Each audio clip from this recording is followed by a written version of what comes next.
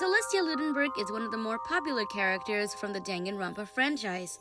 A character featured in Danganronpa 1 Trigger Happy Havoc, she is the ultimate gambler and is also known as the Queen of Liars. Her entire identity is shrouded in mystery. No one knows who she really is, and you don't actually know for quite a long time. Hi everyone, it's Melody Snowflake, and today I'm going to be talking more about Celestia Ludenberg and discuss her hidden, unused potential. Before I begin, I'd just like to give a heads up that there will be spoilers in this video because I'll be talking a lot about Celestia Ludenberg's character and her character arc, as well as possible backstories that could have been used, or even just, talking about what goes on inside her head. So I'd just like to give a heads up that there will be a spoiler for Trigger Happy Havoc. Now, with that out of the way, let's talk a little bit about Celeste. I'm not going to go too in-depth about her character's motives throughout the game itself. This video is going to be a little bit different from that. If you want to see my thoughts on her character and her actual motives for doing what she did in the game, and just the basics of what she's all about, I made another video all about that a little bit ago called Celestia Ludenberg Character Analysis. I'll link that in the description. This video, on the other hand, is going to be talking a little bit more about theories and possible things that they could have done for her character arc with what we know. Because she got executed just around the time we begin to realize who she really is as a person deep down, and there wasn't enough time to explore that part of her at all, because she spends most of the game just hiding behind her veil of lies. So let's go through what we know. And once again, if you want to see an explanation of how we got to that point of knowing all this stuff, there is a video in the description talking all about that. So, Celestia Ludenberg is the ultimate gambler, and she got there because she wanted to make her dream come true. She started off as a regular girl and just didn't feel adequate enough in life. She felt like she was average, insignificant, and like a loser. Or, as the manga put it, and I'm talking about the manga that's basically a branch off from Trigger Happy Havoc, that you get to see all the same things but from different characters' perspectives. From what the manga said, she also felt like she was boring and that no one would notice someone like her. So, as we can see, she was very insecure, and so she built up her persona from there to make herself someone very noteworthy. Of course, her title as a gambler gained her some notoriety. I cannot speak, I apologize. But also her personality and the way she always seemed to lead a fancy life. In fact, when you look at Celestia Ludenberg, and if you didn't know she was lying about everything, it would seem that living the easy life, the fancy life, the high-class life was something she was used to and would seemingly have been born into. But obviously that isn't the case. Her high status was all fabricated, and everything was just an act, down to her very accent and her name. But the reason she did all this to begin with was because she felt really insecure, and when she allowed her mask to drop at the end of the third trial, if she only didn't get executed so soon after that, she could have had some actual character development where we got to tap into that insecurity and get her to get out of that headspace, because we all know it's not very healthy to cope that way. So let's talk a little bit about this, because there's a lot they could have done with Celeste's character if she hadn't died so soon. Let's take away the scenario of the killing game and just picture Celeste as a character in regular slice of life or any other story where she doesn't have to die immediately after revealing her true identity to everyone. Her real name is Tayako Yasuhiro, and as we learn from Ultra Despair Girls, which isn't a big spoiler because it's just from one of the little cards that you pick up, she has a cat who is the closest relative / family member / relation to her. This can be presumed to mean that she's not close to her parents or anyone else. This could also be explored if a scenario was ever presented where we could talk more about her past. Of course, it's never officially stated what her relationship with her parents were. In fact, it was never even stated if she had any friends in her early life. But since her closest relation is her cat, we can assume that she doesn't have any close people in her life.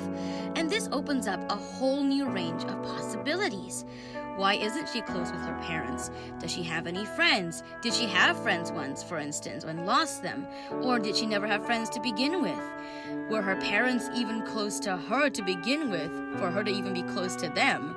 Were her parents even together? You could go from here and explore all kinds of possibilities. I personally have quite a few headcanons, but I'm not going to go into them in this video.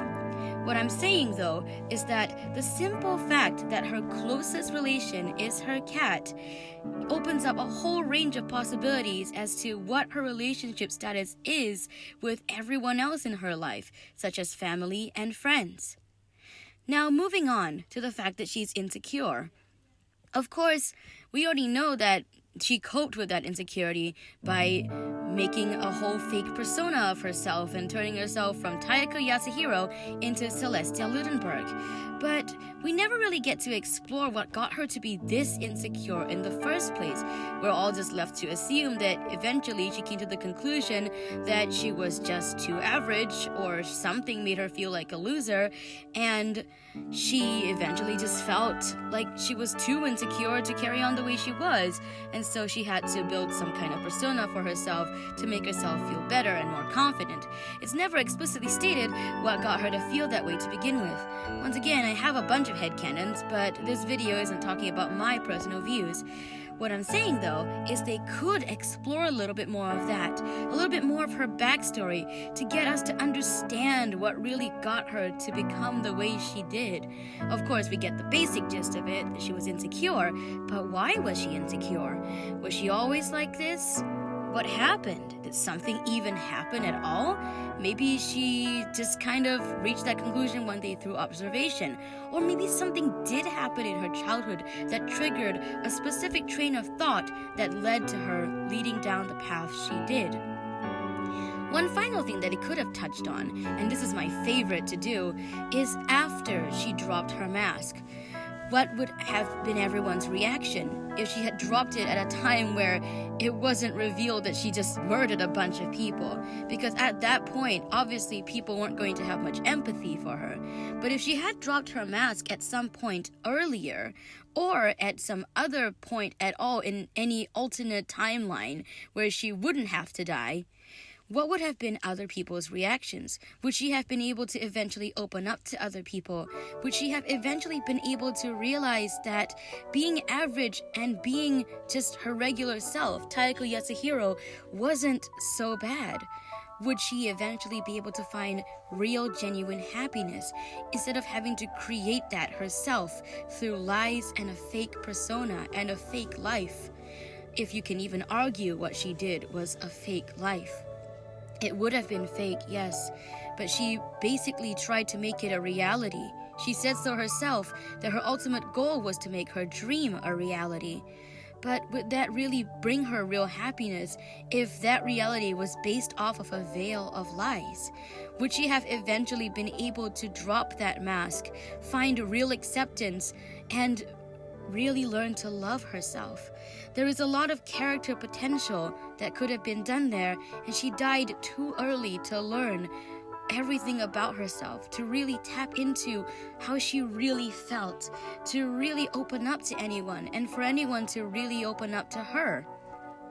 It's actually hinted, if you look at some little clues in the bonus modes of Trigger Happy Havoc, and even some pictures that were given, that she did in fact open up to people before Trigger Happy Havoc took place. If you remember, their memories got erased from them before the game started, they lost 2 whole years of their school memories. And during that time, there has been evidence to prove that Celeste had, in fact, opened up to her classmates. What kind of relationship she had with them afterward is unclear, but it was stated that everyone in Class 78 had a very close bond, and that can extend to mean that when Celeste opened up, her relationship only improved with them and not soured, or at the very least stayed the same. We can find such evidence by looking at, for example, the dialogue Hifumi had when he woke up for just a brief few minutes after he died, when he stated that her name was Yasuhiro and that they had been friends forever, hadn't they? I would assume that this means that when he got hit on the head, he got his memories back, even just for a short time, and he remembered a little bit of what happened before the 2 years of their school life got erased. And judging by what he said, he was stating that, firstly, they had all been very close, and secondly, he knew Celeste's real name, and apparently had been using it, because if he just knew it, he wouldn't have just called her that out of nowhere. I doubt so, although we never really know with Hifumi, I guess. But it can be presumed that they had been using the name for a while if he addressed her as Yasuhiro. When he was already delirious and almost dying, he didn't have time to struggle to remember what her real name was if it was just a tiny piece of information that was thrown out there at some point in their 2 years of school life. So knowing this, and knowing the fact that people had been calling her by the name Tayako Yasuhiro for a while before their memories got erased, this opens up a brand new range of possibilities if Celeste didn't die right away after her mask fell. Because the fact that they've been calling her that means that there is a chance that she opened up to people and that they had gotten closer as a result. In fact, it opens up the possibility that she was even comfortable with them calling her that. And so that brings up another whole thing we could have done, where we could have gotten her to open up, and they could have gotten her to be more comfortable with everyone, and eventually get character development to feel more confident in who she is, eventually feel the need to put on that liar's mask less and less frequent. She might still like European culture. That wouldn't be taken away from her because that's part of her interests rather than her act as a whole. I mean, she integrated it into her act, but it doesn't mean that that's all she did it for. She definitely had genuine interest in European culture and definitely had genuine interest in European, like, medieval times. So that's not going to go away. And she definitely liked playing games and strategy and all that stuff. What could go away, though, or at least be developed, is her need to put on an act. Because it could actually be the whole character development thing could actually be used to get her to feel more confident in herself as her real self, rather than having to put up an act to feel better. Rather than her having to fabricate a fake life, if you can call it that, to feel better about herself. This character development could have been used to get her to feel that, you know, she isn't that bad of a person, just being a normal, average girl. It could help her feel that living an average life wasn't so bad after all. Help her to find value in the little things and not have to go all fancy. Of course, there is a lot of charm in the way Celeste lives her fancy life, and I'm not saying that that is a bad thing, but if you use this fact that she had insecurities and character develop it, so to speak, you could really go a long way with that. A story, a journey of self-acceptance, of self-love, and of people getting to love her. You could even expand on the fact that her cat was the only one who really loved her before then, and that her cat was the only one she confided in. There is so much you can do with Celeste's character, and I personally wrote a few fanfics talking a little bit about that. But once again, this is not about me. This is just speculating on what could have been, and with all her character potential and what was taken away from us because she had to die so soon. So what do you guys think? What kind of potentials do you think Celeste could have had as a character? Do you think that she could have been developed in this way to give a journey of self-acceptance and self-love to help her overcome her insecurities? What other Danganronpa characters do you think could have had really great potential but was robbed of it too quickly? I know a lot of people have been talking about Hiyoko Saionji, for instance, and I agree, and I might make a video about that, though no promises. So, what do you guys think? Let me know in the comments down below, and I'll see you guys in the next video. Goodbye!